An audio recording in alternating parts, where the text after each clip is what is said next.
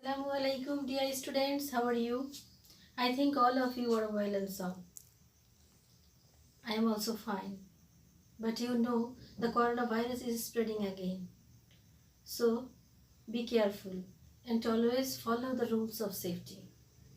Wash your hands, stay safe, stay home, and wear masks. When you go out, please wear masks. Be careful. Always remember, life is more valuable than anything else. Okay? Please be careful to yourself and to your family members also. Let's start our class. Our today's lesson is about a poem named Blow, Blow the Winter Wind by William Shakespeare. Before starting this poem, we need to know about William Shakespeare at first. Okay, who is William Shakespeare? I think all of you know more or less about William Shakespeare. William Shakespeare was an English playwright, poet, and actor, widely regarded as the greatest writer in English literature, English language, and the world's greatest dramatist. He is often called the England's national poet and the Birds of Avon. Bird of Avon, that means poet of Avon. His extant works including his 39 plays, 154 sonnets, 2 long narrative poems, and a few other verses. Some of uncertain authorship. He was born in April 1564 and died in April 1616 at Stratford-upon-Avon in United Kingdom. Okay? Actually, Blow Blow the Winter Wind is not a poem. It's a song. It has been taken from William Shakespeare's famous comedy, As You Like It. And as it is a song, it has no title. So we call it As You Like It, we call it Love and Friendship, we call it Blow Blow the Winter Wind. The first line is Blow Blow the Winter Wind. For this reason we name this we have named this poem Blow Blow the Winter Wind. As You Like It is the play, the story of a duke, where the duke senior is banished by his wicked brother in the forest of Arden. The song was sung by Amiens, a lord who accompanied the duke senior, the banished duke. Shakespeare by this song comments upon false friendship that destroys one's faith. Song comments upon false friendship that destroys one's faith in human relation. This poem is an example of a type of figurative language called personification. Shakespeare personifies the winter wind and the blue sky and the freeze sky, winter sky, cold sky as a person, and making as a person he talks with them. That means it's figurative language personification. Let's read out the poem. Page 90. Blow, blow the winter wind, the words not so unkind as man's ingratitude. Thy tooth is not so keen, because thou art not seen. Although thy breath be rude, hi ho, sing hi ho, unto the green holly.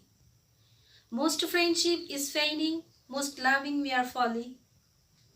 Then hi ho the holly, the life is most jolly. Freeze, freeze thou winter sky, that dost not bide so nigh. As benefits for good, though the waters warp, thy sting is not so sharp. As friend remembered not, hi ho, sing hi ho, unto the green holly. In the first half of the poem, we see the lines, blow, blow the winter wind. Here the poet invites winter wind to blow. He personifies winter wind as a figure. He addresses winter wind as a person. Thou art not so unkind. Here, thou means you. To compose a poem, the poet uses the word and art means are. Art means are. The word means you are. Not so unkind. Here the poet tells that the winter wind is not so cruel, not so unkind. As man's ingratitude, to him human beings are ingratitude.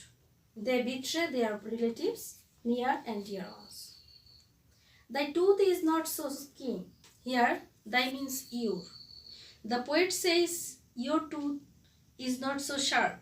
Winter wind's torture is not strong enough to hurt a person. Because thou art not seen, the poet says winter wind is not seen, it can only be felt. Although thy breath be rude, winter wind's breath means cold air that dries everything. It is so rude. That means it is very harsh and beating painful. Hi ho, sing, hi ho, unto the green holly. It's a cheerful sound of happiness unto the green holly. That means in the green forest, man can enjoy. Most friendship is feigning, most loving mere folly. Here feigning means pretenses, cheating. Most friendship of human being is false, not true. And most love of human being is one kind of crime. Man does not evaluate the love of dear ones. The same in the hi ho, the holly, the same cheerful sound. This life is most jolly. That means the life in the forest is happier than material life. Okay, now the second stanza. In the second stanza or second half, the lines are frigid, frigid, though winter sky. Frigid, that means winter sky is very cold. That dost not bite so nigh. Here dost means does. That dost not hurt, does not inflict torture so nigh, means so deeply. As benefits for good. Here the poet addresses humans' ungratefulness, who cannot support their relatives, who forget their love, the love of their relatives. Though the water earth, though the winter morning is covered with dew and snow and cold, thy sting is not so sharp.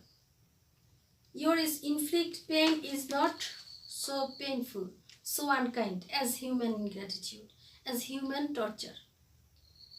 As friend remembered not, as man forget his friend easily, forget his relatives easily, forget the support of his family easily. Hi ho, sing hi ho unto the green holly. Cheerful sound, hooray. Hi ho, that means hooray. The green forest is very joyful. To Shakespeare, he addresses the natural life is more cheerful, happier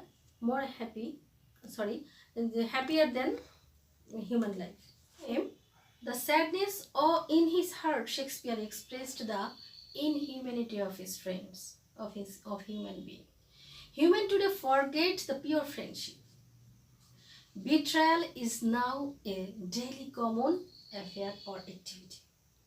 Friendship lost its meaning in true sense. In the poem, the poet, by comparing fake friendship with cold winter wind, presents this fact. In a very beautiful manner, Shakespeare expresses this fakeness of human relationship. According to the poet, a fake friend can cause more painful than the cold winter wind. It is painful when the unpleasant cold winter wind bites into one's skin, but it is not so cruel as man's ingratitude. The winter wind seems to have sharp teeth with which it bites when it blows, but the ungratefulness of man is more painful because it is kept alive by the physical touch of the friend who shows it. In other words, the pain caused by the cold winter wind is not so painful, as cruel as the ungrateful friend. The presence of ungrateful person. In most cases, human friendship and love are not honest, so they are not valuable. Honest and genuine friendship is difficult to find in human life. Warm friendship and love takes very little time to be cool, as selfish motives reign in the minds of people. But nature is free from all such human follies and vanities. So, according to the poet, life in the forest of Arden is full of joy and happiness because it disconnects its relation with the chaotic human nature, human world. That the poet says that the human life, human relationships is not true. They can betray their relatives, they can betray their near ones and family members, and they can enjoy as selfish people, as selfish one. But nature has no selfness, and nature, the winter wind and cold sky, though bites human being unknowingly, and they are not seen. They only make some difficulties for a few moments, but after that it would be as it is as before. But human ingratitude, human torture, human selfishness, human relationship is very fake, and human love is very fake. Okay. Through the poem, Shakespeare presents the harsh and cruel realities of human life. For him, the pain of cold winter wind bite is bitter as it is temporary. It's bitter as it is temporary. It makes no permanent pain on human body, and only affects the skin. But the pain given by a false friend is hard to suffer, and affects directly and destroy one's interest on living. And they cannot think, and the people who helped their relatives and who support their families once but betrays later can never forget it, and will suffer in the long run.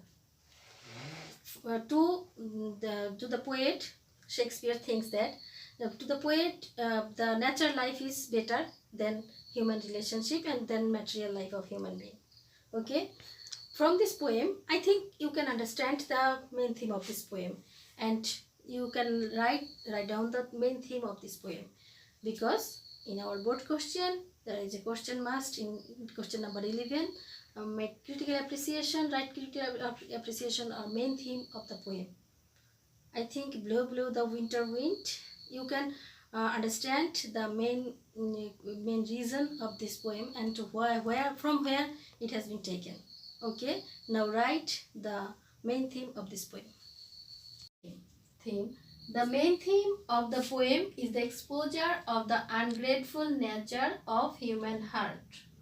The forces of nature, such as winter wind and frosty sky, cause great sufferings to mankind. But the ingratitude of friends and lovers generates greater grief and anguish due to the sheer perceptibility. The nature is harsh sometimes, but human thankless attitude is harsher. Okay, I think you can understand the theme of this poem.